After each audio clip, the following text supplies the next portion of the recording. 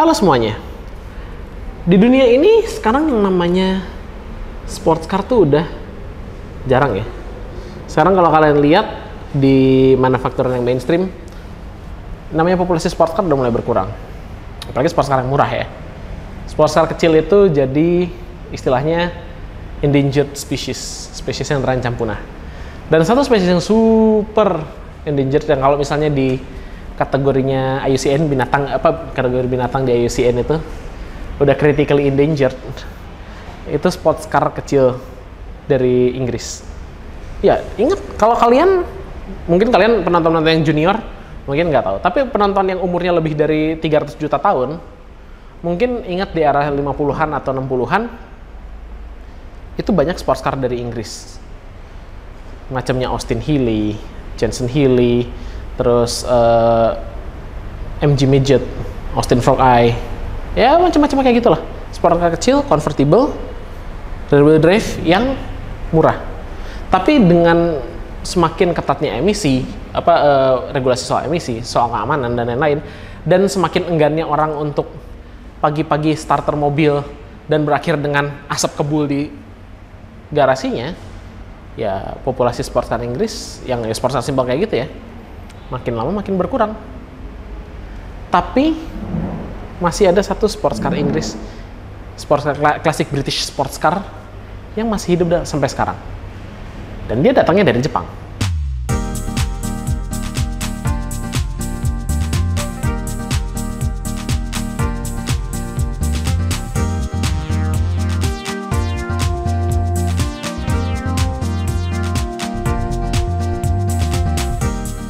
Ini dia jawabannya. Mazda MX-5. Oke. Nah. Aku paham kalian pasti langsung komen di bawah. Apaan? Apa tahu ngomongin MX-5 atau iya MX-5 kan udah banyak di review ya sama orang ya. Tenang. Hari ini kita nggak bakal ngomongin MX-5 secara technical stuff atau lain-lainnya. Itu orang udah banyak lah. Udah banyak yang nge-review MX-5. Kalian bisa tonton reviewnya dimanapun. Kalian bisa dapat informasi itu. Itu sangat gampang di internet. No.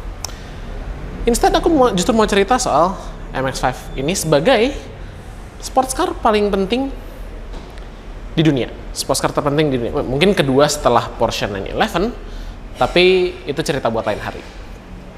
Nah, kenapa kita bilangnya MX-5 ini sports car Inggris terbaik yang dibikin oleh orang Jepang? Ya, obviously dibikin sama orang Jepang. Tapi kenapa sports car Inggris? Well, pertama, kalian lihat desainnya. Kalian lihat basic dari MX-5 itu sendiri.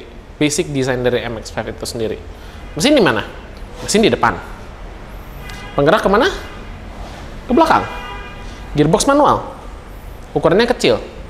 Selalu available dengan bentuk convertible. Walaupun ini bukan convertible, tapi kita akan ngomongin soal itu di bagian selanjutnya.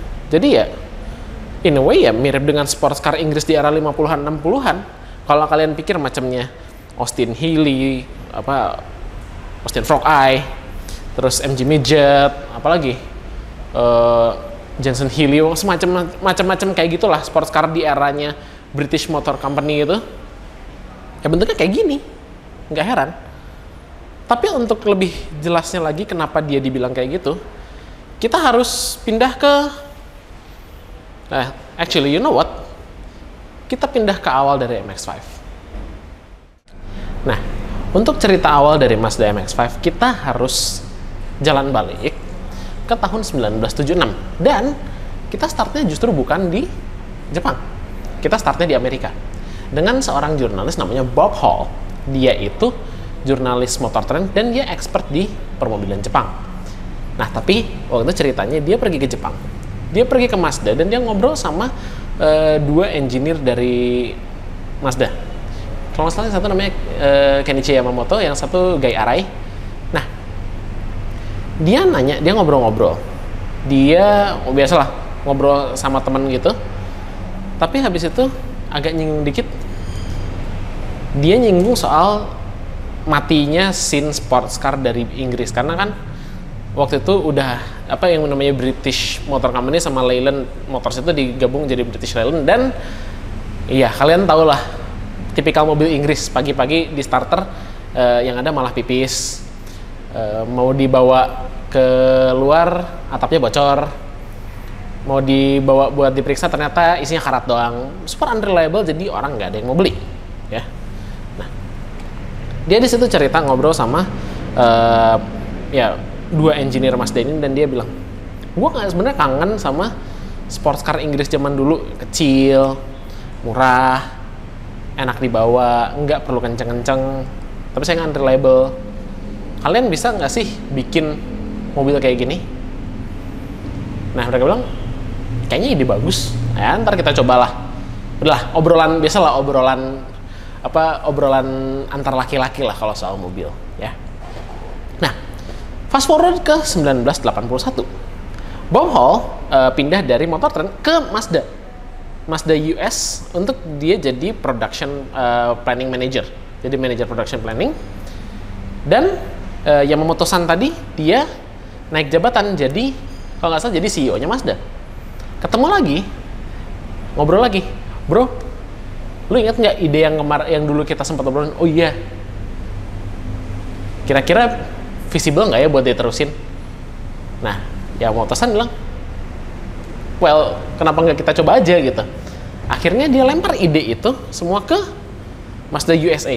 Ya, jadi idenya ini mulainya justru dari Mazda USA. Studio Mazda di California bikin ya preliminary desainnya, di-compete sama desain dari Mazda Jepangnya. Jadi waktu itu ada 2, ada 3 sebenarnya.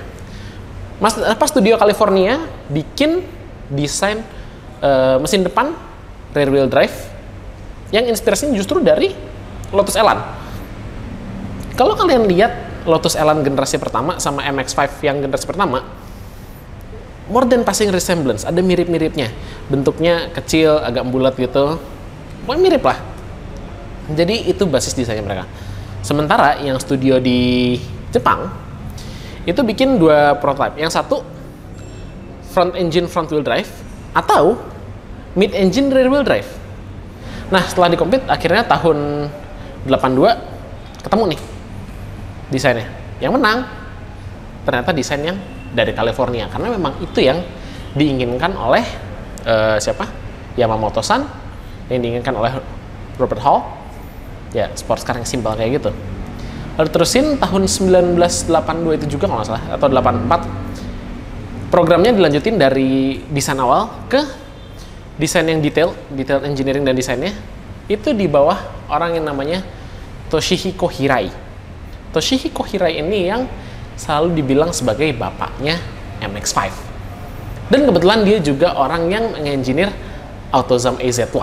Kalian tahu apa sports car kecilnya Mazda yang bentuknya yang mid engine kecil kayak car gitu? Nah, iya, itu dia juga yang mengengineer.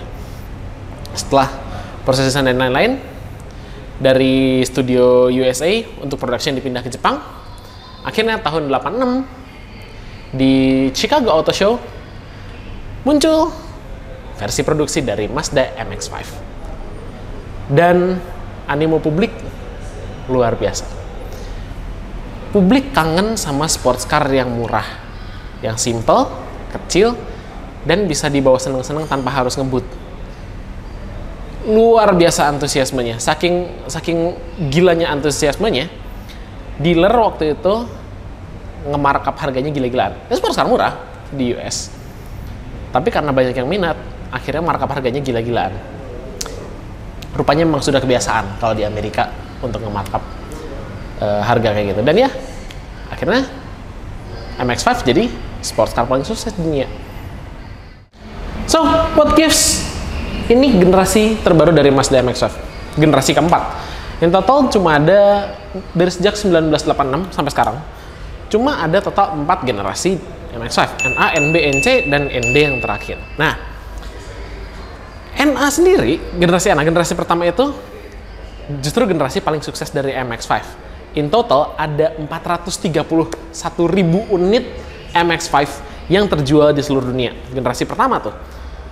Baik itu di Amerika, MX-5 Miata, di Jepang sebagai Yunos Roadster atau Mazda Roadster, atau di seluruh dunia simply dikenal sebagai MX-5 ya.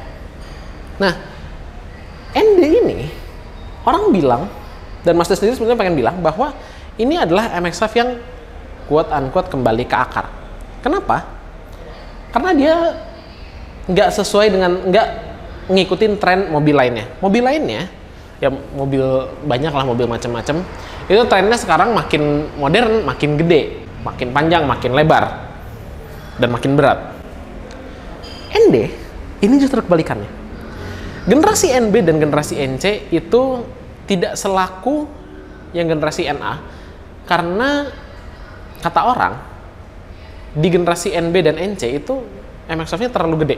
Well, seenggak-enggak lakunya, tetap aja mereka berhasil ngejual 290.000 unit untuk yang NB dan 231.000 untuk yang NC. Jadi, in a grand scheme of things, masih laku banget. Masih jadi sports car paling laku di seluruh dunia. Nah ya, harganya affordable. Di sini, di ND ini, mereka berusaha untuk ngecilin mobilnya lagi. Makanya kenapa kalau kalian lihat desain dari Mazda MX-5 yang ND, itu kayak seakan-akan di shrink wrap, seakan-akan kayak kamu punya kerupuk, kamu masukin ke kantong plastik, terus kamu vakum. Shrink wrap gitu. Nah, satu masalah dari itu adalah interiornya kecil. Aku cuma 178 cm, aku nggak terlalu tinggi. Tapi ya, as you can see, agak sedikit besar memang. Dan aku agak berjuang untuk masuk ke dalam MX-5. Aku biasanya nggak pernah punya masalah terlalu gede untuk masuk ke sports car, mungkin selain Lamborghini. Semoga berhasil. I can't get up. Help. Help.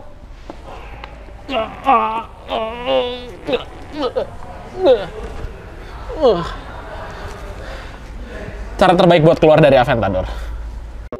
Masuk Ferrari gitu nggak masalah, tapi masuk ke MX-5 agak sulit sebenarnya. Tapi ya kalau di dalam enak ya. Dan beratnya juga dikurangin jadi 100 kg. Kalau itu jelas bukan kritik ya. Beratnya berkurang 100 kg dari yang generasi sebelumnya. Jadi untuk yang versi paling ringannya, yang 1,5 liter, itu bisa cuma sekitar 1 ton lebih dikit. This thing's light. Ini very light. Tapi yang tadi, karena dia kecil, akhirnya interiornya kecil. Tapi itu bukan tanpa alasan. Alasannya apa? Kita harus jalan-jalan sedikit ke Jepang. Kita jalan-jalan sedikit ke Jepang dan kita bahas mengenai suatu tradisi yang namanya Yabusame. Itu apaan? Nah, Yabusame itu adalah suatu kesenian bela diri, di mana kamu jadi seorang pemanah. Kamu tahu kan, pemanah, kamu harus bisa nembak target. Challenge-nya adalah kamu harus bisa memanah sambil naik kuda. Nah, untuk bisa memiliki kemampuan itu, kemampuan untuk pemanah dan kudanya quote-unquote berkomunikasi satu sama lain, itu diejawantahkan dalam 4 karakter. 4 karakter yang jadi satu idiom. Nama idiom itu adalah Jinba Itai. Jin dari kata jin, orang. Ba itu kuda ya. Kuda itu ba. Ichi, karakter Ichi, yang artinya satu. Tai ini dari karakter karada, itu tubuh. Jadi kalau diartikan secara langsung, artinya adalah penunggang kuda, manusia dan kudanya menjadi satu jiwa dan ya istilahnya dipaham satu sama lain, bisa berkomunikasi satu sama lain.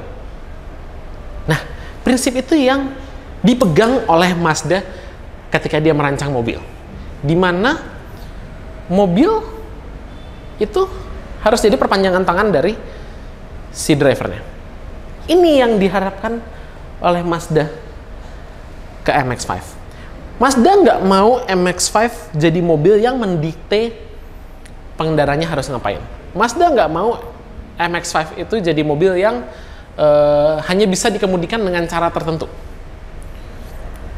Apa yang Mazda inginkan dari MX-5 adalah mobil yang benar-benar jadi perpanjangan tangan dari drivernya.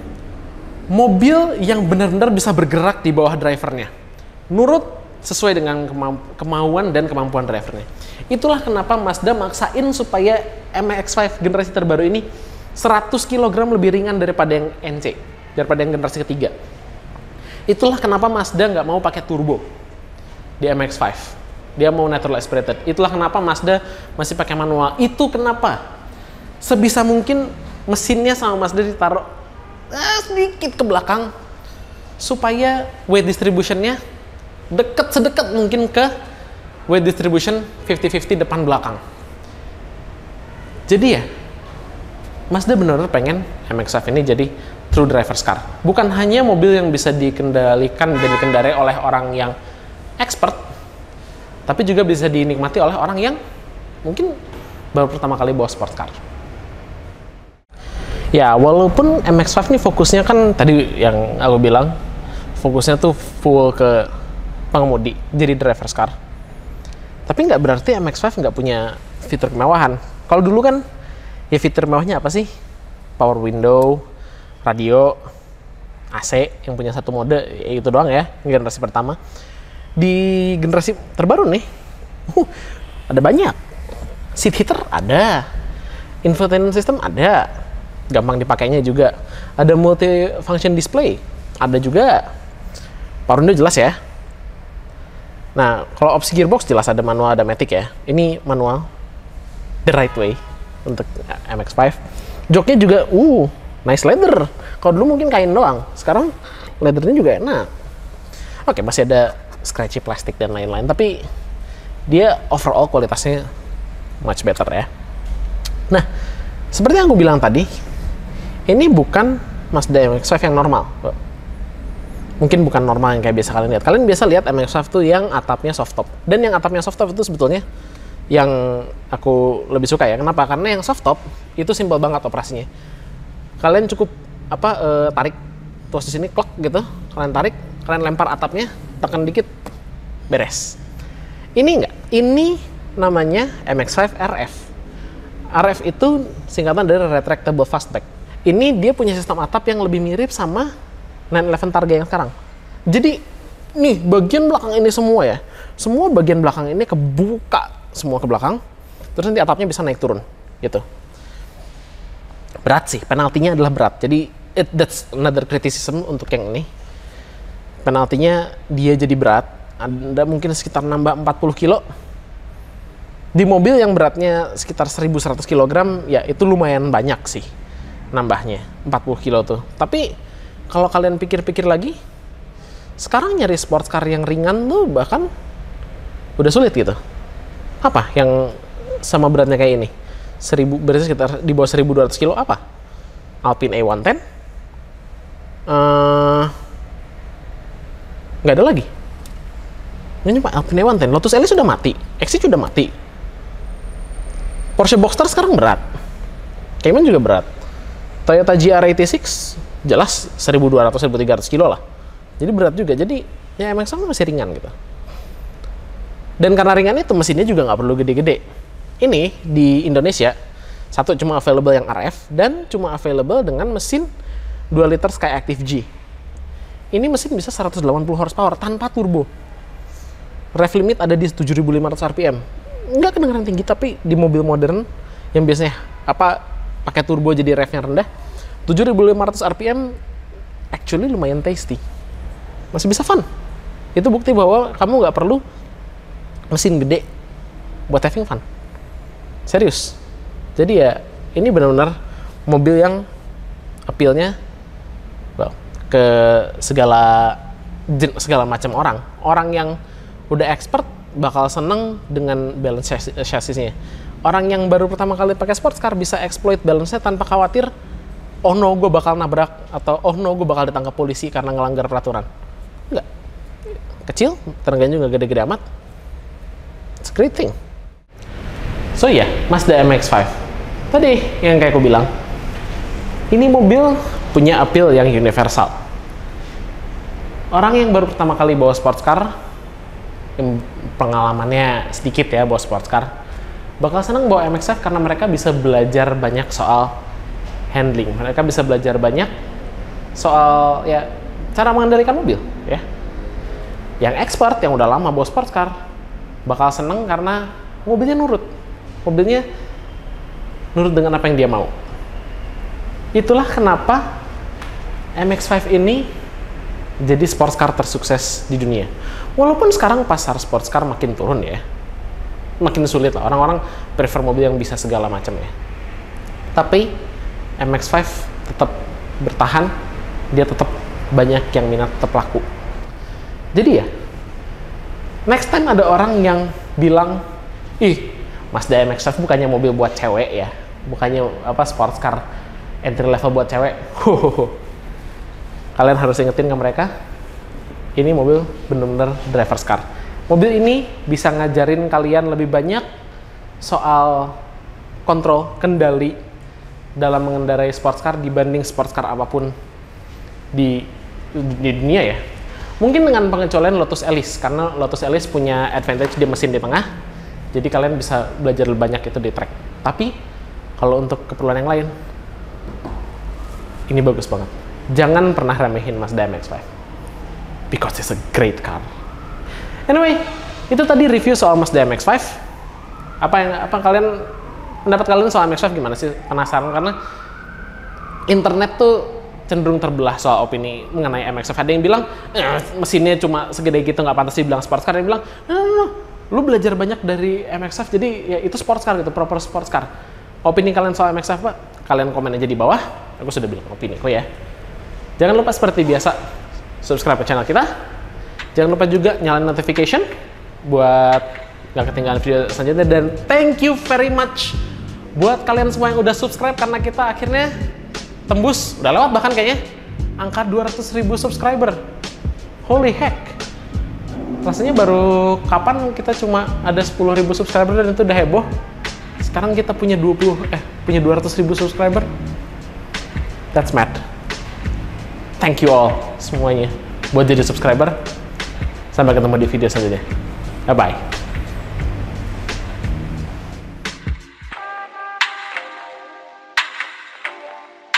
Satu, dua, tiga. Halo semuanya. Sekarang di dunia ini makin sulit nyari yang namanya sports car. Pasar sports car di dunia, kenapa klakson? Kenapa ada klakson? Ngambil